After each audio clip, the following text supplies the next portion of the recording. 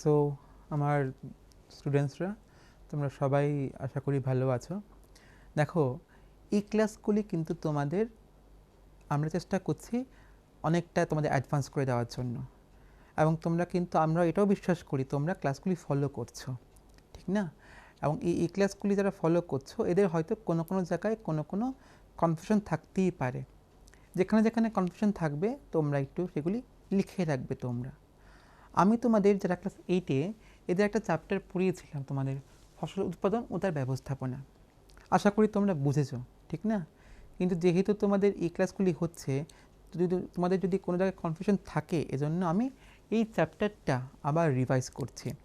চ্যাপ্টারটা খুব সহজ, এটা নিয়ে ভয় পাবারও কিছু নেই, একদম সহজ। তোমরা শুধু আমার সঙ্গে একটু ফলো করবে, তাহলে দেখবে তোমরা ইজিলি বুঝতে পারবে। আর এরপরেও যদি কোনো জায়গায় তোমাদের অসুবিধা হয়, তোমরা একটু খাতায় লিখে রাখবে, এবং যখন আমাদের সঙ্গে কথা হবে, ডিসকাস হবে, তখন তোমরা কি করবে, সেই তোমাদের যেখানে তোমাদের প্রবলেম হচ্ছে সেখানটায় তোমরা আমাদের বলবে, আমরা আবার বুঝিয়ে দেব। আর এছাড়া এই চ্যাপ্টারে কিন্তু আমি কোয়েশ্চেন্সও তোমাদের দিয়েছি কিন্তু আমরা, ঠিক না? আশা করি তোমরা কোয়েশ্চেনগুলি তোমরা প্রিপেয়ার করেছো। তোমরা সে যাই হোক, যদি কোয়েশ্চেনগুলি প্রিপেয়ার করতে না পারো, যদি তোমাদের কোনো প্রবলেমের জন্য বা তোমরা বুঝতে পারোনি, সেখানে আমি চেষ্টা করব আজকে আবার এই চ্যাপ্টারটা বুঝিয়ে তোমাদের সেই প্রবলেমটা সলভ করার জন্য, তাই তো? আচ্ছা, ফসল উৎপাদন ও তার ব্যবস্থাপনা।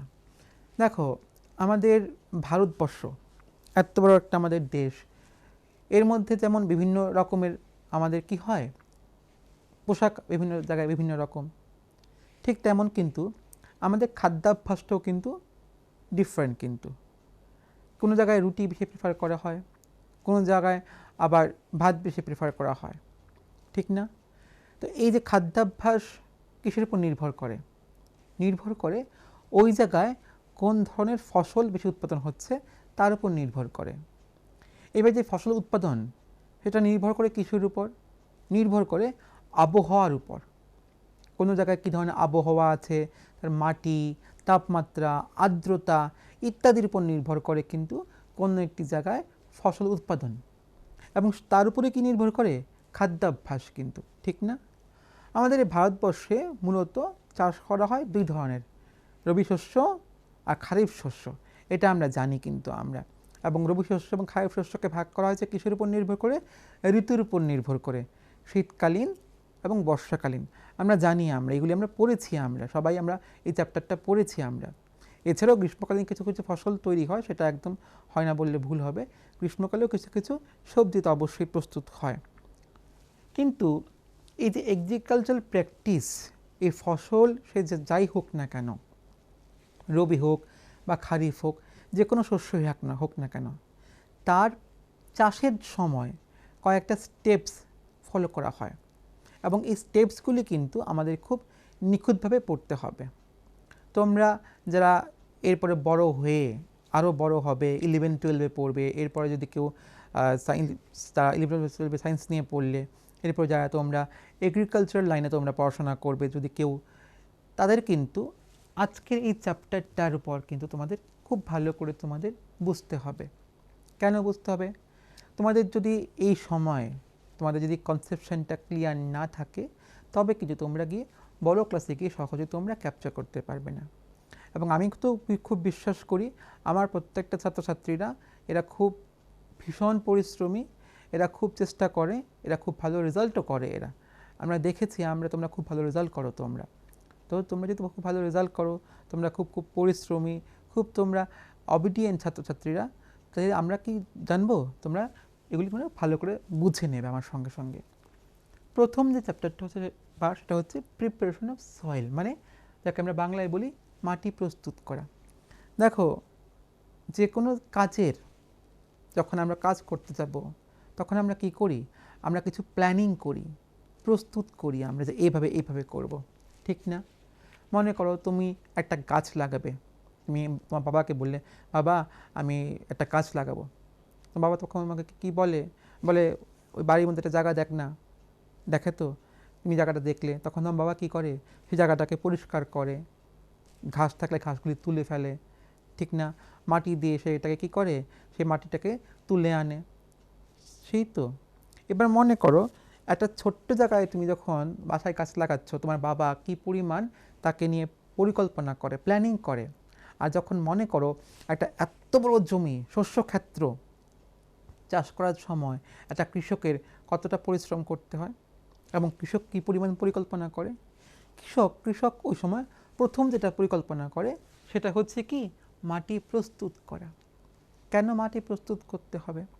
দেখো, মাটি যদি শুকনা হয় তাহলে উদ্ভিদের মূল কিন্তু মাটির গভীরে প্রবেশ করতে পারবে না।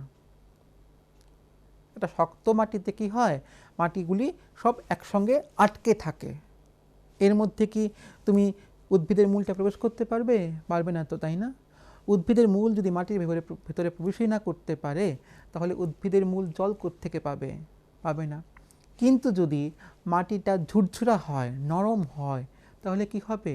উদ্ভিদের মূল খুব সহজে মাটির ভেতরে প্রবেশ করতে পারবে। মাটির ভিতরে যদি উদ্ভিদের মূল প্রবেশ করতে পারে তাহলে কি হবে? মূল মাটি থেকে জল সংগ্রহ করতে পারবে। এবং আমরা তো জানি, আমরা তো আগের ক্লাসে পড়েছি, ক্লাস 7-এ পড়েছি, কি পড়েছি আমরা?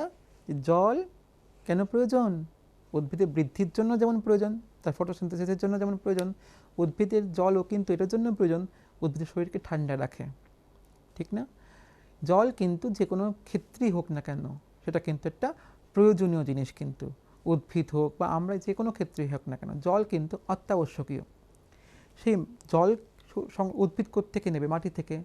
এই মাটি থেকে সে নিবে কী করে? মূলের সাহায্যে। সেই মূল এবার প্রবেশ করবে কোন মাটিতে?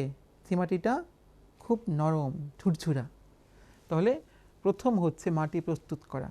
মাটিকে কী করে কৃষক মাটিকে লাঙ্গল দিয়ে বা হলের সাহায্যে মাটিকে খুব ঝুরঝুরা করে দেয়। এবার এই ঝুরঝুরা মাটিতে খুব সহজে উদ্ভিদের বৃদ্ধি করা যায়। যদিও বর্তমান সময়ে ট্রাক্টর, আমরা দেখেছি ট্রাক্টরের ব্যবহার, ট্রাক্টরের সাহায্যে কী করা হয়, সেখানে মাটিকে তারা কৃষকেরা কী করে, মাটিকে ঝুরঝুরা করে। ট্রাক্টরে একটা সুবিধা জানো তো কি? ট্রাক্টরে বেশি পরিশ্রম করতে হয় না। লাঙ্গলের ক্ষেত্রে কি হয়, কৃষককে খুব বেশি কষ্ট করতে হয়, তার শারীরিক বেশি পরিশ্রম করতে হয়। আর ট্রাক্টরের ক্ষেত্রে শারীরিক পরিশ্রমটা হয় না। আর আরেকটা সুবিধা হচ্ছে কি, খুব কম সময়ের মধ্যে ট্রাক্টরের সাহায্যে তুমি অনেকটা বড় জায়গা তুমি কি করতে পারবে, তুমি মাটিটাকে তুমি প্রস্তুত করতে পারবে। তাহলে প্রথম হচ্ছে কি, মাটি প্রস্তুত করা। আমরা বুঝলাম তো? দেখো খুব সহজ, এত সহজ। আমরা শুধু একটু যদি বইগুলির সঙ্গে মিলিয়ে নিই, কথাগুলির সঙ্গে একটু মিলিয়ে নিই, আমাদের কিন্তু কষ্ট হওয়ার কথা না আমাদের। তাহলে আমি এই পার্টটা আমি দাগিয়ে রাখলাম যে প্রিপারেশন অফ সয়েল। তাহলে আমাদের মাটি প্রস্তুত হয়ে গেল। কেন প্রস্তুত? কেননা মাটি ছাড়া কিন্তু মাটি ঝরঝরা না হলে উদ্ভিদের মূল মাটিতে প্রবেশ করবে না। মাটিতে প্রবেশ করতে না পারলে কি হবে? করতে পারলে মাটি থেকে জল সংগ্রহ করতে পারবে না। ওইখানে একটা কিন্তু কথা আছে আমাদের, যে কিছু কিছু জীবদের বলা হচ্ছে কৃষকের বন্ধু। এই প্রশ্নটা কিন্তু তোমাদের আসে কিন্তু অনেক সময়। কোন প্রশ্নটা? যে কাকে কৃষকের বন্ধু বলা হয়? কাকে বলা হয়? কেঁচোকে বলা হয়। কেন বলা হয়? আসলে কেঁচো কী করে জানো তো? কেঁচো তার এই মাটিটাকে উপরের মাটির নিচে মাটিটাকে উপরে নেওয়ার জন্য কেঁচো সাহায্য করে, এই একটা কারণ আছে। আর দ্বিতীয়ত হচ্ছে জানো তো কি, কেঁচো কী করে, কেঁচোর যে মল, সেই মলটা কিন্তু একটা মাটিকে ফার্টাইলও করে, কিন্তু এটাও একটা ফ্যাক্টর কিন্তু। তো কেঁচো কিন্তু কৃষকের বন্ধু, কিন্তু খুব ভালো। এটা কিন্তু তোমরা মাথায় রাখবে এবং এখান থেকে কিন্তু তোমাদের প্রশ্ন আসে যে কাকে কৃষকের বন্ধু বলা হয়। ঠিক আছে? এবার হচ্ছে আমাদের পরবর্তী, সেটা হচ্ছে বীজ বপন। দেখো, মাটি তো প্রস্তুত হয়ে গেল, এবার তো আমাকে বীজ লাগাতে হবে। এবার বীজ বপন কিন্তু তখন কিন্তু আমাদের মাথায় রাখতে হবে, আমরা যাতে ভালো বীজ লাগাই। আমরা এরকম কোনো বীজ লাগাবো না যেই বীজের মধ্যে তার গুণমান কম আছে। যদি বীজের গুণমান সঠিক না থাকে তাহলে কি হবে? বীজ কিন্তু অঙ্কুরোদ্গম, বা যাকে আমরা ইংলিশে বলি জার্মিনেট করবে না। তাহলে আমাদের কিন্তু ভালো গুণমান সম্পন্ন বীজ লাগাতে হবে। এবার ভালো গুণমান সম্পন্ন বীজ কোনটা আমি কি করে বুঝবো? আমি তো দেখে বুঝতে পারবো না। বাইরে থেকে দেখে কি বুঝতে পারবো? হয়তো আমি বীজ লাগালাম, সমস্ত বীজগুলি বাজে বীজ। আমি কদিন পরে দেখলাম কোনো বীজেই জার্মিনেট করছে না, তখন আমার কী হবে? তখন তো আমি মুশকিলে পড়বো না? এখানে দুইটা ব্যাপার আছে। আমরা কি করতে পারি? সার্টিফাইড সিড সেন্টার্স, বিভিন্ন সার্টিফাইড সিড সেন্টার্স থেকে আমরা যদি বীজগুলি কালেকশন করি, সেটা হবে কি, রোগ প্রতিরোধ সম্পন্ন বীজও পাবো এবং ভালো গুণমান সম্পন্ন বীজও পাবো। এইটা একটা। আরেকটা জানো তো কি, আমরা খুব ইজিলি একটা প্রসেসের সাহায্যে আমরা করা যায়, সেটা হচ্ছে কি, বীজগুলিকে যখন ভিজিয়ে রাখা হয়, যে কোনো বীজকে মাটিতে লাগানোর আগে ভিজিয়ে নেওয়া হয়। জল কি করে? বীজকে নরম করে এবং বীজের ভেতরের বীজের যে জার্মিনেশন প্রক্রিয়াটাকে কি করে? ত্বরান্বিত করে, ফাস্টেনিং করে দেয়। যখন বীজকে যখন জলে ভিজিয়ে রাখা হয়, যেই বীজগুলি উপরে ভেসে থাকবে সেগুলি হচ্ছে বাজে বীজ। কেননা ওই পোকামাকড় কী করে? বীজগুলিকে খেয়ে ফেলে। এর ফলে বীজগুলি পাতলা হয়ে যায়, হালকা হয়ে যায়। এবং হালকা জিনিস কি হয়? জলে ভাসে না। এবং ভারী জিনিস কি হয়? জলের তলায় ডুবে যায়। এই ভারী কেন? কেননা তার ভিতরে তার সার বস্তুটা অক্ষত রয়েছে। আমরা কিন্তু বীজগুলিকে ভিজিয়ে নিলে যে বীজগুলি জলের উপরে ভাসবে সেগুলিকে আমরা কী ভাববো? বাজে বীজ। সেগুলিকে আমরা ডিসকার্ড করে দেব এবং অন্য যে বীজগুলি নিচের দিকে পড়ে গেছে সেগুলি হচ্ছে ভালো বীজ। সেগুলিকে আমরা একদিন 2 দিন depending upon the seed type, plant type, আমরা ভিজিয়ে আমরা কিন্তু করতে পারি, আমরা বীজ বপন করব। এবার বীজ বপনের সময় কিন্তু আমাদের মাথায় রাখতে হবে যে আমরা যাতে একটা স্পেসিফিক ডিস্টেন্সে, এরকম না যে একটা বীজ লাগালাম সঙ্গে সঙ্গে গায়ে গায়ে আমি আরও কয়েকটা বীজ লাগিয়ে দিলাম, এরকম যাতে না হয়। আমরা যাতে বীজ লাগাবার সময় আমরা যাতে স্পেসিফিক ডিস্টেন্সে যাতে বীজ লাগাই। কেন জানো তো ইম্পর্ট্যান্ট এটা? এখন যেটা বীজটা যখন কয়দিন পর যখন সেটা জার্মিনেট করে একটা গাছ তৈরি হবে, সেই গাছটা তো কী হবে? সেই গাছটা আস্তে আস্তে আস্তে আস্তে গ্রোথের মাধ্যমে, বৃদ্ধির মাধ্যমে বড় হবে। এবার যদি একসঙ্গে অনেকগুলি গাছ বৃদ্ধিপ্রাপ্ত হয়, একই জায়গাতে, একই মাটিতে একসঙ্গে মানে খুব কাছাকাছি হয়, তখন কি হবে? তারা খাদ্যের জন্য, তাদের যে মাটির তলে যে মূলের বৃদ্ধি হবে, মূলের বৃদ্ধির জন্য, সমস্ত কিছুর জন্য, নিউট্রিয়েন্টসের জন্য কি করবে? এরা প্রতিযোগিতা করবে। এর ফলে কি হয়? এদের বৃদ্ধিটা কিন্তু কি হয়? সঠিক হয় না। এজন্য বীজকে আমরা একটা সেপারেট একটা স্পেশাল ডিস্টেন্স মেনটেন করব। তুমি দেখবে যারা নাকি কৃষক যখন জমিতে ধান লাগায়, দেখবে প্রত্যেকটা ধান গাছ থেকে একটা ধান গাছের মধ্যে কি হয়? লাগাবার সময় একটা স্পেশাল ডিস্টেন্স মেনটেন করে। ওই একই কারণ কিন্তু। তাহলে বীজ বপনের সময় কিন্তু আমরা কী করব? আমরা প্রথমে সার্টিফাইড সিড সেন্টার থেকে ভালো বীজ নেব এবং দেন সেই বীজগুলি যেগুলি ভালো সেগুলিকে বাছাই করে নিয়ে আমরা বীজগুলি যে মাটি থাকবে সেই মাটিতে প্রিপেয়ার্ড হলে সেই মাটিতে আমরা লাগিয়ে দেব।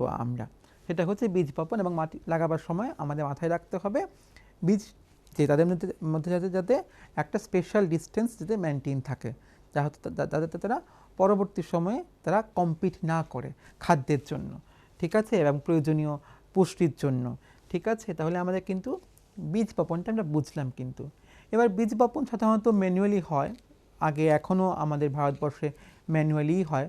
যেমন দেখবে তোমাদের বীজ কি হয়, বা কৃষকরা লাগিয়ে দেয়। আমরা দেখি না অনেক সময় মাঠে ঘাটে কৃষকরা লাগাচ্ছে, কিন্তু অনেক ক্ষেত্রে ট্র্যাক্টরের সাহায্যেও লাগানো হয়, সেটাও হয়, কিন্তু ম্যানুয়ালিটা অনেক ক্ষেত্রেই এখনও চলে। এবার হচ্ছে অ্যাডিং ম্যানিউর অ্যান্ড পেস্টিসাইডস। দেখো, যে কোনো জিনিসের বৃদ্ধির জন্য সঠিক পরিমাণে পুষ্টির প্রয়োজন। কেননা পুষ্টি যদি না থাকে তাহলে বৃদ্ধি হবে না। তুমি বা আমরা আমাদের শরীরে কিন্তু কি হয়েছে? বৃদ্ধি হয়েছে। কেন হয়েছে? আমরা পর্যাপ্ত পরিমাণে, সঠিক পরিমাণে পুষ্টিযুক্ত খাদ্য গ্রহণ করেছি, তাই তো? এর জন্য আমাদের বৃদ্ধি হয়েছে। উদ্ভিদেরও তো বৃদ্ধির জন্য তার খাদ্য প্রয়োজন, তার পুষ্টির প্রয়োজন, ঠিক না? এই পুষ্টিগুলি সে কোত্থেকে পাবে?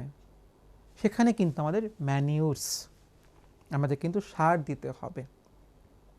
এবং আমাদের পেস্টিসাইডস, কোনো সময় কিন্তু আমাদের পোকামাকড়ও কিন্তু হাত থেকে বাঁচাবার জন্য আমাদের পেস্টিসাইডস আমাদের দিতে হবে। এবার প্রশ্ন হচ্ছে যে সার, এই সার কিন্তু আবার 2 ধরনের। আমি যদি ম্যানিউরকে লিখি, একে কিন্তু আমরা দুই ভাগে ভাগ করতে পারি। কি হচ্ছে জৈব সার, আরেকটা হচ্ছে রাসায়নিক সার। আমরা কিন্তু সারকে এই দুই ভাগে ভাগ করতে পারি। আসলে জৈব সার কোনটা? জৈব সার হচ্ছে এরকম একটা সার যেটা নাকি কোনো উদ্ভিদ বা মূলত উদ্ভিদেরই এগুলির পচনের ফলে বা তৈরি হয়। অন্যদিকে রাসায়নিক সার কি? বিভিন্ন খনিজ লবণের সাহায্য নিয়ে রাসায়নিক সার তৈরি করা হয়। জৈব সার কিন্তু তোমরা জানো, তোমাদের আশেপাশের বাসাতে অনেক ক্ষেত্রে দেখা যায় যে কিছু জিনিস, বাড়ির যে সবজি এগুলির খোসা বা যে সমস্ত জিনিস নষ্ট হয়ে গেছে, ভাত টাত, এগুলি কী করা হয়, একটা ডাম্পিং প্লেসে রাখা হয় এবং এগুলি যখন পচে যায় এগুলি কী করে সার হিসাবে আমরা কি করি, আমরা উদ্ভিদের আমরা মূলের পাশে দিয়ে দিই, আমরা মাটিতে মিশিয়ে দিই যেখানে উদ্ভিদ থাকে। যেমন চায়ের পাতা, অনেক ক্ষেত্রে কী করা হয়, চার পাতা শুকনা করে, যে চা পাতা ব্যবহারের পর সেই চা পাতাগুলি কী করে আমরা শুকনা করে আমরা সেগুলিকে আমরা ডাস্টিং করে আমরা কিন্তু দেই আমরা ম্যানিউর, জৈব সার। এইগুলি কিন্তু লাভদায়ক।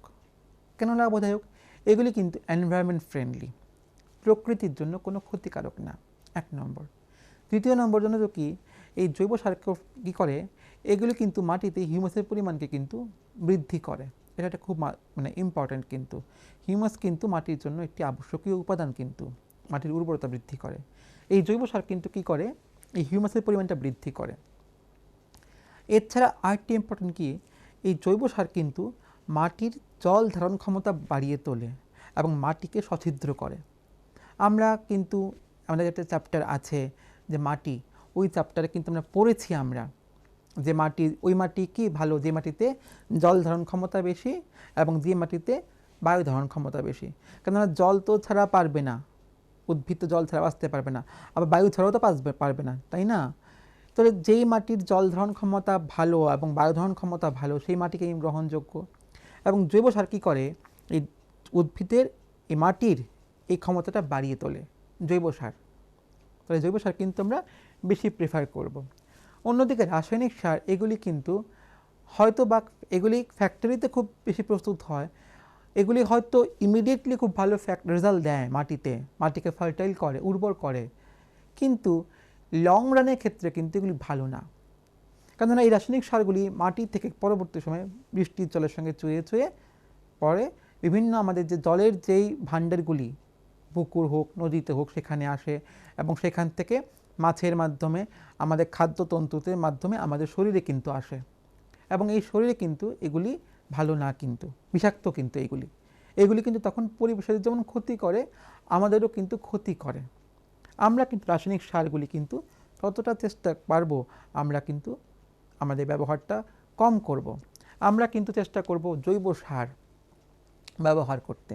এতে বললাম না, হিউমাস যেমন বৃদ্ধি পায়, মাটির জল ধারণ ক্ষমতা বৃদ্ধি পায়, মাটি সছিদ্র হয়, ফলে কি হয়, এতে মাটির এয়ার ক্যাপাসিটি বাড়ে। এছাড়া খুব কম সুলভ, তুমি নিজেই করতে পারবে। তোমার বাসার যে সবজি কাটার পর যে সবজির যে জিনিসগুলি তোমরা ফেলে দিচ্ছ, বা মনে করো সবজি রান্না করার পরে সবজি তোমাদের নষ্ট হচ্ছে, সেগুলি ভাত টাত সব পচা, সবগুলি কী করবে, ডাম্পিং করে পচিয়ে, এরপর তোমরা তখন পচে যাবে, তুলে নিয়ে শুকিয়ে তোমরা যদি তোমাদের খেতে অ্যাপ্লাই করো, সেটাই কিন্তু খুব লাভ, ম্যানিউর কিন্তু সেটা আমরা কিন্তু সেটা করব। দেন যেটা হচ্ছে পেস্টিসাইডস। দেখো, পেস্টিসাইডস কিন্তু খুব জরুরি। অনেক সময় দেখা গেছে জানো তো কি, পোকামাকড়ের আক্রমণ হয়। এবার দেখা গেল কি, পোকামাকড় আক্রমণটা কোন সময় হয়, যখন তার গ্রোথ পিরিয়ড উদ্ভিদের, বা যখন তার ফ্রুটিং পিরিয়ড, ধান হচ্ছে এই সময় হঠাৎ করে পঙ্গপাল এসে আক্রমণ করলো। পঙ্গপাল করলো কি, সমস্ত ধানের বীজ ধান খেয়ে ফেললো। এবার যেই ধান তুমি লাগানো হয়েছিল, সেই ধান যদি শেষ হয়ে যায়, তখন কি হবে, তখন যেই কৃষকটা চাষ করেছিল তার ক্ষতি হবে তো। তখন কিন্তু সেক্ষেত্রে আমাকে কী করতে হবে, আমাকে পেস্টিসাইড অ্যাপ্লাই করতে হবে।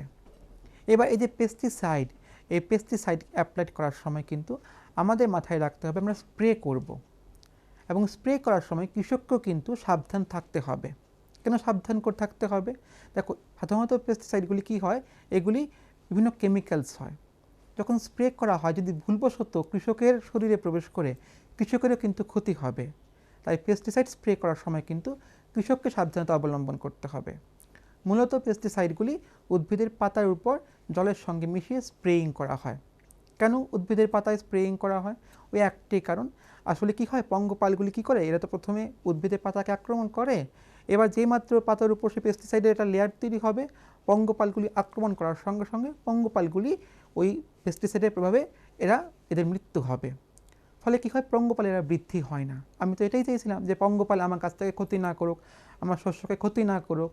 তাহলে কিন্তু আমাদের পেস্টিসাইডস বা আমরা যখন ম্যানিউর প্রয়োগ করব, আমাদের কিন্তু ওই সময় যদি পেস্টিসাইডসও কিন্তু আমাদের সময় বুঝে কিন্তু প্রয়োগ করতে হবে, এইটা আমাদের মাথায় রাখতে হবে। বিভিন্ন ধরনের কেমিক্যাল পেস্টিসাইড যেমন আছে, আমরা কিন্তু বিভিন্ন উদ্ভিদজাত পেস্টিসাইডস আমরা কিন্তু ব্যবহার করতে পারি। নিম তেল, ঘোড়া নিমের তেল, এগুলো কিন্তু আমরা অ্যাপ্লাই করতে পারি। এগুলি কিন্তু আবার এই যে বললাম নিমের তেল বা ঘোড়া নিমের যে তেল, এগুলি কিন্তু ভালো। তুমি দেখবে অনেক ক্ষেত্রে দেখবে যেই সমস্ত ক্ষেত থাকে, দেখবে এর পাশে এই নিম গাছ লাগানো অনেক সময় বলা হয়। কেন? ওই পেস্টিসাইডসের জন্য। কিন্তু এগুলি হচ্ছে কিছু বায়োলজিক্যাল ট্রিটমেন্ট। আমরা কিছু উদ্ভিদের সাহায্য নিয়ে আমরা এই পেস্টিসাইডের প্রভাব থেকে আমাদের যে প্রয়োজনীয় যে গাছ, যে শস্য, সেটাকে বাঁচাতে পারি। শস্য কোনটা তোমরা জানো? শস্য কোনটা? যখন একসঙ্গে অনেকগুলি একই ধরনের গাছ লাগানো হয় একই ধরনের ফসলের জন্য, সেটাই তো শস্য। এবং আমি কি চাইব ফসল উৎপাদনের ক্ষেত্রে?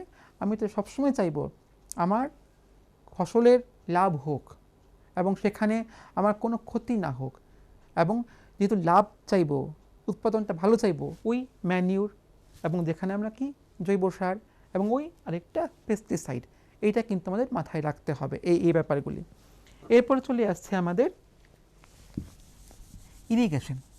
দেখো তোমাদের একটা কথা আমি বারবার বলছি, জল ছাড়া কিন্তু কোনো কিছুর বৃদ্ধি সম্ভব না। সে আমারই হোক না কেন, উদ্ভিদের হোক না কেন, জল কিন্তু প্রয়োজন। এবার এই জল কিন্তু নিয়মিত সেচ করা প্রয়োজন, কেননা জল ছাড়া ওই উদ্ভিদের কাঁচামাল, উদ্ভিদ তো মূলের সাহায্যে জল নেবে। এবার যদি মাটিতে পর্যাপ্ত পরিমাণে জল না থাকে, এরকম অনেক উদ্ভিদ দেখবে, যেমন ধান, কীরকম দেখবে জল থাকে না, ধানের যে তোমার ক্ষেতের মধ্যে প্রয়োজন না। এই কিন্তু উদ্ভিদের বৃদ্ধির সময় জল সেচ কিন্তু প্রয়োজন। কিন্তু এবার দেখো জল সেচের কিন্তু বিভিন্ন ধরনের সিস্টেম আছে।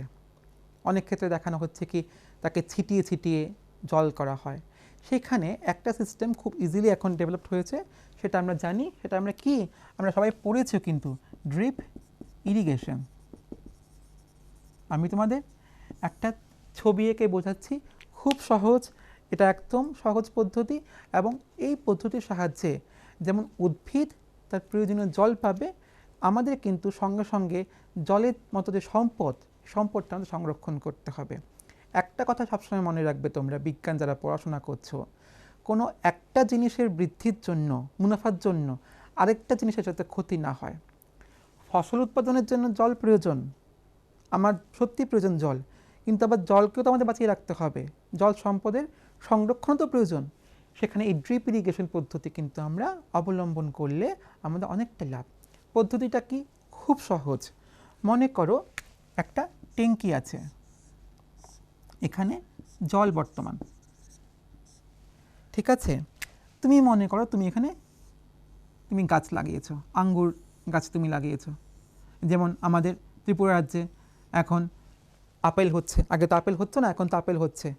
জল প্রয়োজন টিলা জমির মধ্যে, কি করে তুমি জল দেবে? এত গাছের জল, আবার টিলা জমি, জলেরও তো কম থাকতে পারে।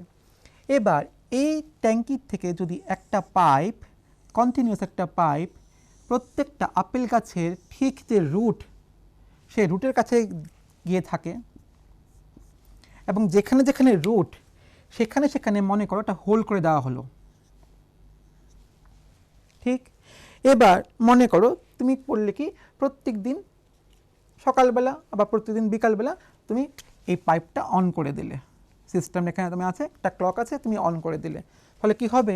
জল যাবে এখান দিয়ে, ফ্লো করবে, ফ্লো করে কি হবে, এখানে গিয়ে বিন্দু বিন্দু হয়ে ঠিক একদম উদ্ভিদের যে মূলটা সেই মূলটার কাছে জলটা পড়বে, এখানেও সেই মূলটার কাছে জলটা পড়বে, এখানেও সেই মূলটার কাছে জলটা পড়বে। দেখো উদ্ভিদের মূল কী হয় জানো তো, খুব কাছাকাছি কি করে, সেটা বৃদ্ধি করে। এবার এখানে কি আছে, এখানে তো জল বর্তমান না, এখানে তো বিন্দু বিন্দু জল জমেছে, উদ্ভিদের মূল কী করবে, এখান থেকে জল নেবে। সে তো আর তার প্রয়োজন না, তার তো খুব কম জল প্রয়োজন, বেশি তো তার প্রয়োজন না। এই জলগুলি নিয়ে কি হবে, উদ্ভিদের বৃদ্ধিটা হবে। তাহলে উদ্ভিদের বৃদ্ধিও হয়ে গেল, আমার যে জলটা আমার কি হচ্ছে, আমি কিন্তু আবার এই জলের যে পাইপটাকে যদি আমি আবার এখানে নিয়ে আসি কি হবে, আবার দেখো আমার জলটা কিন্তু ফিরে আসছে এখানে, কতটুকু পর্যন্ত সেখানে ট্রিপ হচ্ছে, আর বাকিটা কি হচ্ছে আবার কিন্তু আমার চলে আসছে, সংরক্ষণ হচ্ছে। আমাদের সবসময় একটা কথা মাথায় রাখতে হবে, যেটা তোমাদের বারবার বলি, সাস্টেনেবল ইউটিলাইজেশন। ব্যবহার তো অবশ্যই করতে হবে, কিন্তু ব্যবহার করতে গিয়ে যাতে ক্ষতি না হয় সেটা মাথায় রাখতে হবে। আমরা কিন্তু ড্রিপ ইরিগেশনের মাধ্যমে কিন্তু আমরা জল সেচ করতে পারি। এছাড়া তো আমরা আরও পড়েছি, তোমাদের বইয়ে আছে ছিটানো পদ্ধতি, যেখানে কি হয় উঁচু নিচু জমিতে আপল্যান্ডসগুলিতে আমরা ছিটানো পদ্ধতির সাহায্য কিন্তু আমরা জল সেচ করতে পারি। এবং এটা মাথায় রাখবে, সঠিক সময়ে জল সেচ না করলে কিন্তু উদ্ভিদের বৃদ্ধি ক্ষতিগ্রস্ত হয়। কেন, মনে করো একটা খুব গরমের দিন, তুমি অনেক সময় বাসায় গিয়ে বলো না, মা একটু শরবত দাও, বলো তো হঠাৎ করে, এখন গরমের দিনে বলি না আমরা, উফ কি গরম, জল প্রয়োজন। উদ্ভিদেরও কিন্তু জল প্রয়োজন। উদ্ভিদ যদি জল না পায়, উদ্ভিদ কিন্তু জলের অভাবে মারা যাবে। আমরা দেখি না অনেক সময় অনেক উদ্ভিদ যে দুপুরবেলার দিকে উদ্ভিদগুলি তার মাথাটা নুইয়ে দিয়েছে, আবার বিকালবেলার দিকে যখন জল দেওয়া হয় মাথাটা তুলে দিয়েছে। এই সমস্তগুলো কিন্তু তার ডেসিকেশনের জন্য হয়। কিন্তু আমাদের কিন্তু জল প্রয়োজন, উদ্ভিদকে কিন্তু জল দিতে হবে। এবং যেখানে শস্য, যেখানে আমাদের শস্য প্রয়োজন, আমাদের চাষের প্রয়োজন, সেখানে তো শস্য ক্ষেত্রে আমাদের জল সেচ রীতিমতো প্রয়োজন। আমরা কিন্তু এটা কিন্তু আমাদের মাথায় রাখবো আমরা। তাহলে আমাদের ইরিগেশন নিয়ে আমাদের নিশ্চয়ই আমাদের কোনো আর অসুবিধে নেই। এরপরে আসছে আমাদের প্রোটেকশন ফ্রম উইডস। আমি এটা তোমাদের মুছে দিচ্ছি, আশা করি তোমরা সবাই লিখে রাখছো। যেখানে যেখানে তোমাদের কোনো অসুবিধা হবে তোমরা লিখে রেখো, আমি পরে বুঝিয়ে দেবো, আবার যোগাযোগ করলে বুঝিয়ে দেবো। এরপরে হচ্ছে প্রোটেকশন ফ্রম উইডস। দেখো আমি বাংলায় লিখেছি আগাছা। বারবার একটা কথা তোমাদের বলছি, তোমাদের বিজ্ঞান একদম টার্মের উপর নির্ভর করে। তোমরা যদি টার্মগুলি শিখে ফেলো খুব সহজ, কিন্তু একদম আর কোনোদিন ভুলবে না। দেখো আগাছা, গাছ তো আছে এখানে, যে গাছ অসুবিধা করে সেটাই আগাছা, শেষ। এবার মনে করো তুমি ধান গাছ লাগিয়েছো, এখন ধান গাছ যখন লাগিয়েছো তুমি ওই আগে সিস্টেম মেনে তুমি ম্যানিউ দিচ্ছ, পেস্টিসাইড দিচ্ছ, জল দিচ্ছ, সব তো তুমি দিচ্ছ নিয়ম মেনে মেনে মেনে, কেননা তোমার প্রয়োজন এই জিনিসগুলো উদ্ভিদের বৃদ্ধির জন্য। এইবার ওই ক্ষেতে ওই সময় কতগুলি অন্য গাছ হয়ে গেল যেগুলি তোমার অপ্রয়োজনীয়, অসুবিধাকারক। তখন তুমি কি করবে, তুমি সেগুলিকে নির্মূল করতে হবে, সেগুলিকে তোমার উপড়ে ফেলতে হবে। কেন, ওই যে আমি বলেছিলাম বীজ বপনের সময় কি বলেছিলাম, বীজগুলিকে আমার স্পেশাল ডিস্টেন্স মেনটেন করতে হবে, যাতে বীজগুলি যখন অঙ্কুরোদ্গম করে বড় হয় তাদের মধ্যে যাতে কম্পিটিশন না হয়। আমি একই বীজের সঙ্গে আমি মেনটেন করছি স্পেস, যাতে কম্পিটিশন না হয়। সেখানে তো আগাছা অন্য একটা গাছ, সেখানে তো কোনো মতেই প্রশ্ন আসে না কম্পিটিশনের। আমার কিন্তু আগাছা দমন করতে হবে, মানে অসুবিধাজনক গাছ দমন করতে হবে। কি করে করব, খুব সহজ। দেখো আগাছা দমনের জন্য কোনো কোনো ক্ষেত্রে রাসায়নিক কিছু কিছু জিনিসের প্রয়োগ করা হয়, 2,4-D, বিভিন্ন হরমোনসের প্রয়োগ করা হয়, কেমিক্যালসের হরমোন প্রয়োগ করা হয়। কিন্তু আমি বারবার একটা কথা বলি, কেমিক্যালস থেকে প্রয়োগ করার থেকে আমরা যদি কতগুলো সিস্টেম, নর্মাল সিস্টেম অ্যাডাপ্ট করি, অনেক বেশি লাভদায়ক। কেমন, আচ্ছা আমরা তো একটা জিনিস খুব এখন বুঝে গেছি যে যে কোনো গাছের জন্ম হয় কোত্থেকে, বীজ থেকে। বীজ মাটিতে পড়ে, সময়ে পর্যাপ্ত সময়ে অনুকূল সময়ে সেই বীজ কি হয়, সে জার্মিনেট করে অঙ্কুরোদ্গম করে, তাই তো। এবার এই যে আগাছাগুলো, সেই আগাছাগুলি যখন তার ফ্লাওয়ারিং সিজন, সেই ফ্লাওয়ারিং সিজনের যদি আগে আমি আগাছাগুলিকে তুলে ফেলতে পারি। মনে করো গাছ হয়েছে, গাছের সঙ্গে আগাছাও হয়েছে, এই ফ্লাওয়ারিং সিজনের সময় আগাছাগুলি যখন ফ্লাওয়ারিং সিজন এর আগটাই যদি আমি আগাছাগুলিকে তুলে ফেলে আমি এগুলিকে ডাম্প করে পুড়িয়ে ফেলি, তাহলে কি হবে? তার ফ্লাওয়ার তৈরি হবে না, মানে ফুল তৈরি হবে না। ফুল না হলে কি হবে না? নিষেক হবে না, ফল হবে না, ফল না হলে কি হবে না? বীজ থাকবে না, আর বীজ না থাকলে কি হবে না? পরবর্তী সময়ে পরবর্তী বছরে ওই মাটিতে আর আগাছা তৈরি হবে না। খুব সহজ না? আমরা কিন্তু এই পদ্ধতি অবলম্বন করেও কিন্তু আমরা আগাছা দমন করতে পারি। এছাড়া রাসায়নিকভাবে তো করা যায়, অবশ্যই করা যায়। তোমাদের বইয়ে আছে, তোমরা দেখবে 2,4-D নাম আছে তোমাদের। কী বললাম আমি? 2,4-D। কেমিক্যালভাবেও কিন্তু আমরা আগাছা দমন করতে পারি। আমরা কিন্তু আমি ওই ক্ষেত্রে এটা যদি করো তুমি পার্মানেন্ট একটা সলিউশন তোমরা পাবে কিন্তু তোমরা। দেন হচ্ছে ফসল কাটা। দেখো, সব কিছুর পরে কিন্তু ফসল কাটা কিন্তু একটা গুরুত্বপূর্ণ জায়গা। কিন্তু যে কোনো জিনিসকে কিন্তু তার সঠিক সময় যদি তুমি কালেকশন না করো, সম্ভব না। তোমাকে কিন্তু ফসল কিন্তু সঠিক সময়ে তোমাকে কাটতে হবে। এবং ফসল কাটার পরে যেটা সবচেয়ে বড়, সেটা হচ্ছে গুদামজাতকরণ। এবার কেন দেখো, এই ফসলকে তুমি কিছু অংশ তো তুমি বাজারে সেল করবে কৃষকরা, এবং কিছু অংশ কী করা হয়? আবার গুদামজাত করা হয়। কেন? পরের বছরের জন্য একটা স্টোর হিসাবে তাকে থাকে। এবার যখন গুদামজাত করবে, এর আগে কিন্তু কিছু কিছু অবলম্বন আছে, প্রসেস আছে। সান ড্রাইং, সূর্যে অনেক ক্ষেত্রে দেখা হয় না কি, দেখবে সূর্যের মধ্যে শুকিয়ে নেওয়া হয়।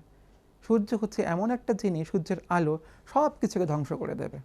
সব কিছু কোনো থাকে পোকামাকড়, জীবাণু ফিবাণু, সব কিছু থেকে কিন্তু এই যে বীজটা, এই যে সিড ধানের যে বীজ থাকবে, সেটাকে কী করবে? তাকে প্রোটেকশন দেবে। কিন্তু আমি কিন্তু গুদামজাত করার আগে আমি সান ড্রাইং করে করতে পারি। তাছাড়া এখন তো বিভিন্ন কোল্ড রুমগুলি তো আছে, তাই না? এইগুলির মাধ্যমে কিন্তু আমি গুদামজাত করতে পারি। তাহলে দেখো, এগ্রিকালচার প্র্যাকটিস যেটা বললাম, মানে শস্য চাষের মধ্যে যে এই স্টেপগুলি, একটার পর একটা আমাকে কিন্তু ফলো করেই কিন্তু আমি ফসল উৎপাদন করতে পারবো, এবং তার ব্যবস্থাপনাও কিন্তু করতে পারবো। আমি যদি এই স্টেপসগুলি সম্বন্ধে আমাদের ওয়াকিবহাল না থাকি, তোমরা কিন্তু ভবিষ্যতে গিয়ে এগ্রিকালচার লাইনে যারা পড়াশোনা করবে পড়তে পারবে না। এবং সবচেয়ে ইম্পর্টেন্ট, ফসল উৎপাদন সম্বন্ধে ধারণা না থাকলে কিন্তু বাবা তোমরা কিন্তু কেউ এই যে যারা কৃষক চাষ করছে এদের নিয়ে তোমরা বুঝতেই পারবে না, ঠিক না? চ্যাপ্টারটা খুব সহজ, আশা করি তোমরা বুঝেছো। যেখানে তোমরা বোঝোনি তোমরা লিখে রেখো, আমি পরবর্তী সময় ডিসকাস করব। ঠিক আছে? ভালো করে পড়াশোনা করবে, সবাই খুব ভালো থাকবে। Thank you.